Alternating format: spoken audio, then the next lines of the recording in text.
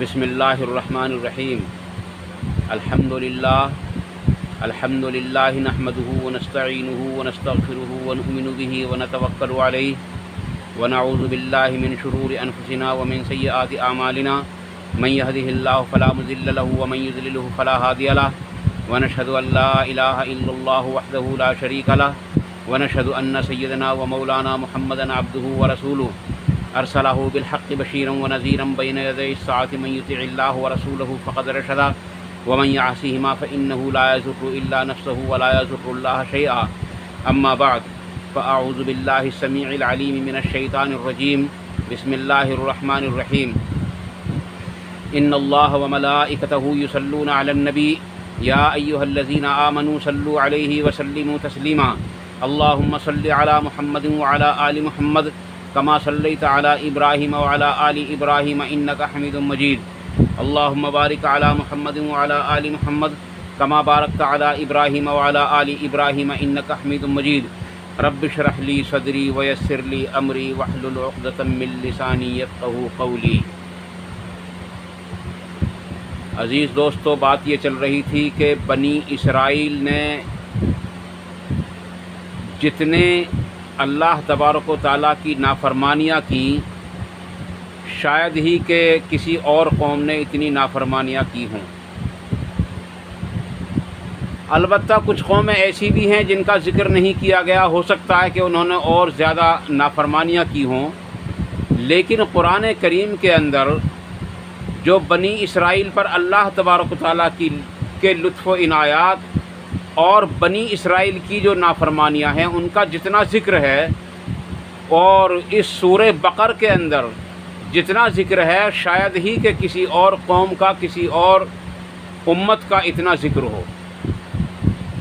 جس وقت ان لوگوں نے اس بقرہ کو ذبح کیا اور ذبح کرنے کے بعد ان کو حکم ہو گیا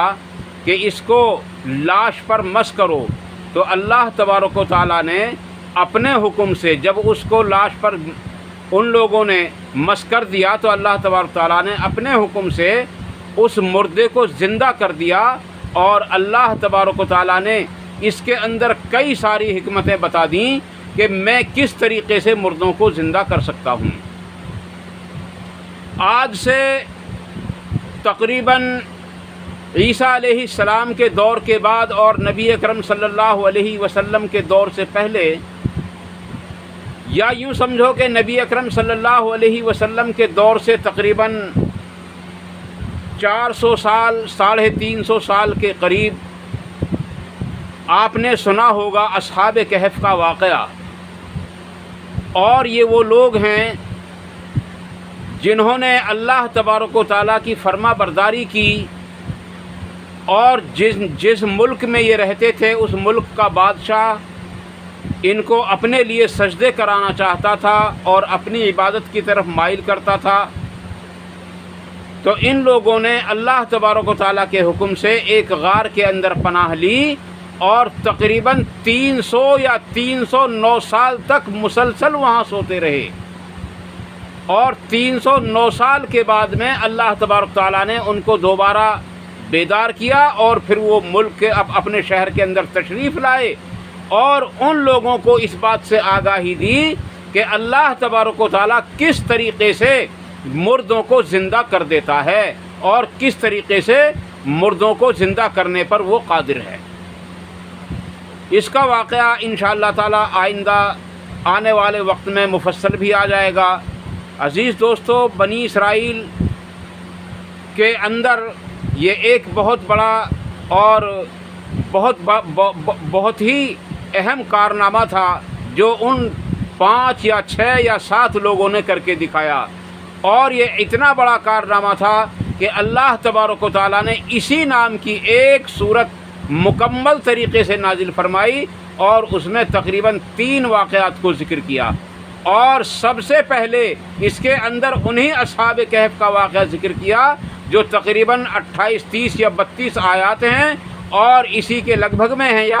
اور اس میں اللہ تبارک تعالیٰ نے جو ہے ان اصحاب کہف کا ذکر کیا ہے، اور ان کو اور ہم کو بتایا ہے، اور اس امت کو بتایا ہے نبی اکرم صلی اللہ علیہ وسلم کے ذریعے سے کہ وہ کون لوگ تھے، کہاں وہ سوئے ہوئے تھے اور کہاں سوئے تھے اور کس طریقے سے بیدار ہوئے۔ عزیز دوستو، اگر اللہ نے چاہا اور میری عمر نے ساتھ دیا تو میں انشاءاللہ تعالیٰ آپ کے سامنے وہ واقعہ بھی کسی نہ کسی وقت میں پیش کر دوں گا۔ اس واقعے کے بعد جب وہ لاش زندہ ہو گئی اور اس نے اپنے قاتل کا پتہ بتا دیا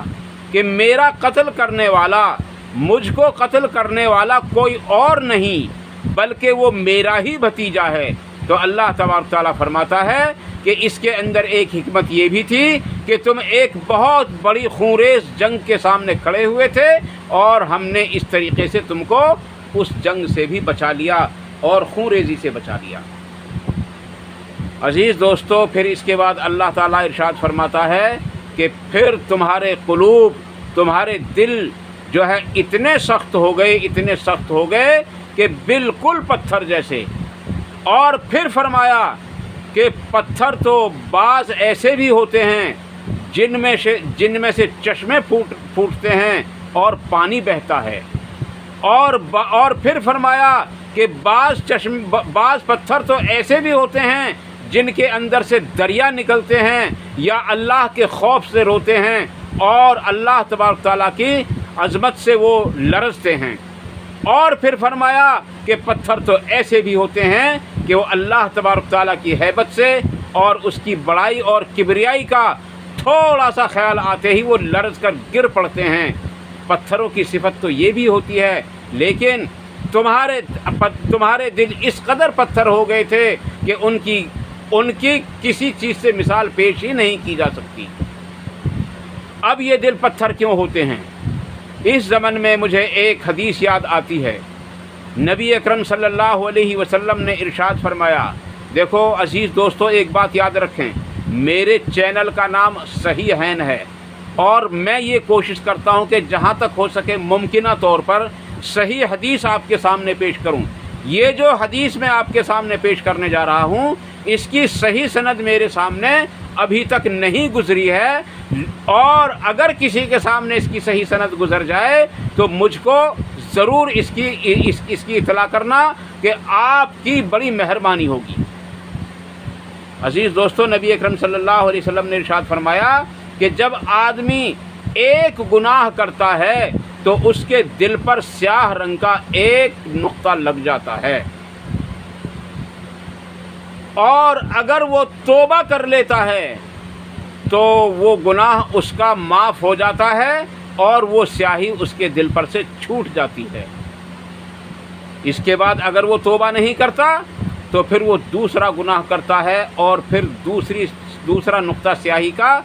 اس کے دل پر لگ جاتا ہے، اور پھر اس کو گناہوں میں ایسی لذت محسوس ہونے لگتی ہے اور ایسی گناہوں کو کرنے پر ہمت پڑ جاتی ہے کہ وہ بار بار گناہ کرتا ہے اور بڑے بڑے گناہوں کو بھی چھوٹے گناہ سمجھتا ہے۔ اب آپ یہ سوچ رہے ہوں گے کہ بڑے گناہوں کو چھوٹے گناہ کون سمجھتا ہے؟ آج ہمارے یہاں اس امت کے اندر، یعنی امت محمدیہ صلی اللہ علیہ وسلم کے اندر، کیا ایسے لوگ نہیں ہیں کہ جو بڑے سے بڑے گناہ کو جو ہے چھوٹا سا گناہ سمجھ کر کے کر رہے ہیں؟ اب آپ یوں کہیں گے جی وہ کون سا گناہ ہے؟ یہ جو نماز کا چھوڑنا ہے، کیا آپ کی نظروں میں اس سے بھی بڑھ کر کوئی اور گناہ ہو سکتا ہے؟ عزیز دوستو، جس کے بارے میں نبی اکرم صلی اللہ علیہ وسلم نے ارشاد فرمایا، مسلم شریف کی حدیث ہے کہ کفر اور اسلام کے درمیان فرق صرف نماز ہی ہے، اور بخاری شریف کی حدیث سے یہ ہمیں پتہ چلتا ہے کہ اللہ تبارک تعالیٰ نے جتنے اعمال فرض کیے ہیں ان میں زکوٰۃ بھی ہے، روزہ بھی ہے، حج بھی ہے، لیکن ان سب اعمال میں ایمان کے بعد کلمہ لا الہ الا اللہ محمد الرسول اللہ کے بعد جو چیز فرض کی ہے وہ نماز ہے۔ اور اسی پر بس نہیں، بلکہ دوسری حدیث میں آتا ہے کہ قیامت کے روز بھی سب سے پہلے اسی نماز کے بارے میں سوال کیا جائے گا۔ اب آدمی ایک وقت کی نماز چھوڑتا ہے، 2 کی چھوڑتا ہے، 4 یہاں تک کہ 5 وقت کی نمازوں کو ترک کرتا چلا جاتا ہے، تو کیا یہ ایمان والا رہ سکتا ہے کہ کیا اتنے بڑے بڑے گناہ کو کرنے کے بعد کیا اس کا دل نرم ہو سکتا ہے؟ ہرگز نہیں ہو سکتا۔ یہی وجہ ہے کہ ہم نے آج نمازوں کو ترک کر دیا۔ آج ہم دوسروں کے حقوق کو یوں کھا جاتے ہیں۔ اللہ تبارک تعالیٰ نے جو ہے ہم سب کو یہ بات ہم تک پہنچا دی ہے اپنے نبی صلی اللہ علیہ وسلم کے ذریعے کہ نماز تو وہ چیز ہے جو بے حیائی سے روک دیتی ہے، نماز تو ہر برائی سے روک دیتی ہے، لیکن اس میں ایک شرط یہ بھی ہے کہ نماز وہ نماز ہو، کیونکہ آج ہم دیکھتے ہیں کہ وہ نمازی بھی ہے، چوری بھی کرتا ہے، نمازی بھی ہے، اور زنا بھی کرتا ہے، نمازی بھی ہے، جھوٹ بھی بولتا ہے۔ عزیز دوستو، گویا کہ وہ نماز ہی نہیں پڑھ رہا۔ نماز، اصل نماز وہ ہے جو نبی صلی اللہ علیہ وسلم کے طریقے پر ہو۔ جب ہماری نماز نبی صلی اللہ علیہ وسلم کے طریقے پر ہوگی، اس وقت ہم کو نماز برائی سے روک سکتی ہے۔ اس وقت ہم نماز پڑھ کر برائی سے رک جائیں گے جب ہم اپنی نمازوں کو نبی صلی اللہ علیہ وسلم کے طریقے پر لائیں گے۔ پہلی بات تو نماز پڑھنے والے بہت کم ہیں۔ دوسری بات یہ کہ اگر کوئی نماز پڑھتا بھی ہے تو نبی صلی اللہ علیہ وسلم کے طریقے پر نہیں پڑھتا۔ نبی اکریم صلی اللہ علیہ وسلم نے ارشاد فرمایا، نماز اس طریقے سے پڑھو جس طریقے سے تم مجھے پڑھتے ہوئے دیکھتے ہو۔ یہ حدیث ہے۔ عزیز دوستو، اس لیے ہم سب کو چاہیے کہ ہم گناہوں سے بچیں۔ آج ہمارے دل جو سخت ہو گئے ہیں وہ صرف اسی وجہ سے ہو گئے ہیں کہ آج ہم نے بڑے بڑے گناہوں میں اپنے آپ کو لگا لیا ہے۔ آج ہم بڑے بڑے گناہوں میں ملوث ہو گئے ہیں اور نمازوں کو ترک کر دیا ہے اور اللہ تبارک تعالیٰ کے احکاموں کو توڑ دیا ہے۔ قرآن کریم کے اندر کئی مقامات پر اس طرح کے الفاظ آتے ہیں کہ گناہ کرنے سے آدمی کا دل سخت ہو جاتا ہے، اللہ کی نافرمانی کرنے سے آدمی کا دل سخت ہو جاتا ہے، کسی بھی برائی میں ملوث ہو جانے سے آدمی کا دل سخت ہو جاتا ہے۔ اس لیے ہم اپنے دل کو سختی سے بچائیں، اور سختی دل کے اندر ایک آنے کی وجہ یہ بھی ہے کہ آج ہم دوسروں کے حقوق کھاتے ہیں۔ زکوٰۃ، صدقات، خیرات جو ہم دوسروں کو دیتے ہیں، آج ہم اس کو خود کھا جاتے ہیں، اور ان کے حقوق ہم جو ان کے حقدار ہیں ان تک ہم جو ہے پہنچا نہیں پاتے، اور اگر پہنچاتے بھی ہیں تو عزیز دوستو غلطی سے دوسروں تک پہنچ جاتے ہیں یا دوسرے ان حقوق کو چھین کر لے جاتے ہیں۔ اس لیے اگر ہم جب بھی صدقہ دیں، خیرات کریں، اللہ کے راستے میں کوئی بھی چیز دیں، عزیز دوستو یاد رکھو، یہ زکوٰۃ، یہ صدقات، یہ خیرات وہ چیزیں ہیں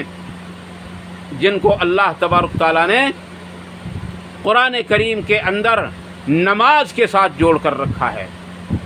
ہاں، اس لیے جب بھی ہم اللہ کے راستے میں خرچ کریں تو مستحق تلاش کریں کہ کون اس کا مستحق ہے۔ اس لیے جب ہم مستحق کو تلاش کر کے جو ہے صدقات دیں گے، خیرات دیں گے، زکوٰۃ دیں گے، تو انشاءاللہ تعالی ہمارے دل بھی نرم ہو جائیں گے۔ ایک روایت مجھے یاد پڑتی ہے کہ حضرت ام سلمہ رضی اللہ عنہ کے پاس میں کہیں سے گوشت آیا تھا اور نبی اکرم صلی اللہ علیہ وسلم کے لیے انہوں نے رکھ دیا۔ آپ باہر سے تشریف لائے، پوچھا کچھ کھانے کے لیے ہے؟ تو آپ نے عرض کی، یا رسول اللہ کہیں سے گوشت آیا تھا۔ اب جو وہاں گوشت کو دیکھا جا کر کے تو وہاں گوشت نہیں تھا بلکہ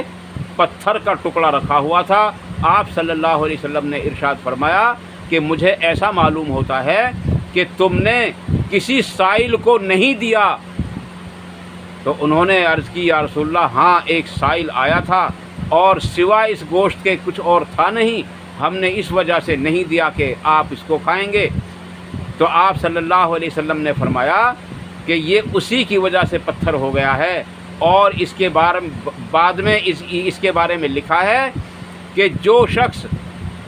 اللہ کے راستے میں چیز نہ دے کر خود کھائے تو وہ پتھر کھاتا ہے، اور اس کا اثر یہ ہوتا ہے کہ اس کا دل سخت ہو جاتا ہے۔ اس لیے عزیز دوستو، بنی اسرائیل کے اس گروہ کے لیے اللہ تبارک تعالیٰ نے فرمایا کہ ان کے تمہارے دل سخت ہو گئے، اور سخت بھی ایسے ہو گئے پتھروں جیسے، اور پتھر تو ایسے بھی ہوتے ہیں جن میں سے چشمے بہتے ہیں، اور پتھر تو ایسے بھی ہوتے ہیں جن میں سے دریا نکلتے ہیں، اور پتھر تو ایسے بھی ہوتے ہیں جو اللہ کے خوف سے لرز کر گر جاتے ہیں، لیکن تمہارے دل اتنے سخت ہو گئے کہ نہ وہ پسیجتے ہیں، نہ وہ گرتے ہیں، نہ وہ لرزتے ہیں۔ اللہ تعالی ہم سب کو دلوں کی سختی سے محفوظ فرمائے، اور اللہ تبارک تعالی ہم سب کو قرآن و حدیث کی روشنی میں عمل کرنے کی توفیق عطا فرمائے، اور عمل کرنا آسان فرمائے، اور عمل کرنے کے موقع عطا فرمائے۔ اور جتنی بات غلطی سے جذبات میں میری زبان سے نکل گئی ہیں، اللہ تعالیٰ ان سب کو معاف فرمائے اور ان کو ہمارے دلوں سے بالکل نکال دے۔ وآخر دعوانا ان الحمد للہ رب العالمین۔ سبحان ربک رب العزت عما یصفون وسلام علی المرسلین والحمد للہ رب العالمین برحمتک یا ارحم الراحمین۔ والسلام علیکم ورحمۃ اللہ تبارک و تعالی وبرکاتہ۔